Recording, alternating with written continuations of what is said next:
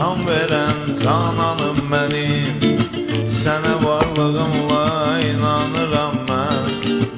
Etiraf edirəm günahkar qulam, boynumu bükürəm dayanıram mən. Etiraf edirəm günahkar qulam, boynumu bükürəm dayanıram mən.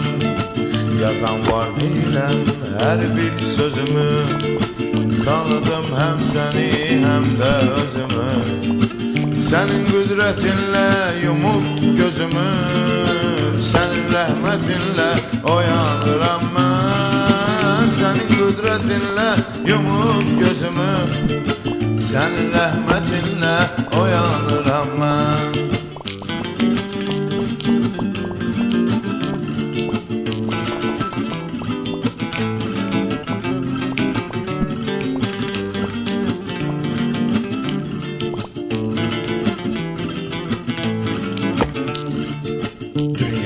Ləzzəti gəldi gedərdi, onun sevinci də qəmdi kədərdi.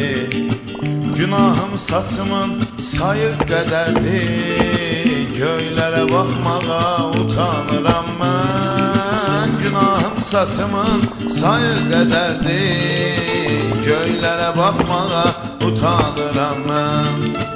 Düşünsən yaradan yaradır necə, bir dəlil gətirib sənə sadəcə. Məsələn ölürəm yatarkən gecə, səhərlər yenidən yaranıram mən. Məsələn ölürəm yatarkən gecə, səhərlər yenidən yaranıram mən.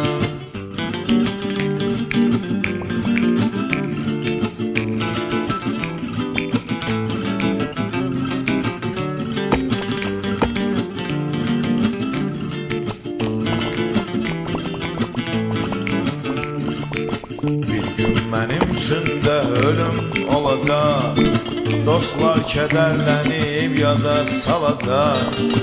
Mənimlə etdiyim əməl qalacaq, bilmirəm heç nəyi qazanıram mən. Mənimlə etdiyim əməl qalacaq, bilmirəm heç nəyi qazanıram mən. Ey mənə can verən cananım mənim, sənə varlığımla inanıram mən.